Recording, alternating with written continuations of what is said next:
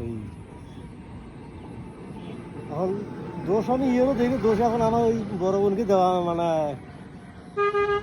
বড় বোন ও মানে যেমন তেমন মানে ব্রাহ্মণের বাড়িতেও সে খায় না, আর ছোটো ভাইয়ের বিয়ে দিলেও ওই মানে গরেগির হয়। এখন এটি পরে ওই বোনের বাড়ি থেকেই বছর হইল, ওরা তো আর ওই বন্ধ থাকে না, গরেগির ঘরে বিয়ে করছে, আমরা তাক দিয়ে আর মানে কাজকর্ম করাবো না। তাই কি? হ্যাঁ, যজমানের লোকজনের কথা। এখন যদি ব্রাহ্মণের ঘরে বিয়ে করতো, কেউ আর ওটা ওখানে কিছু বলতে পারতো না।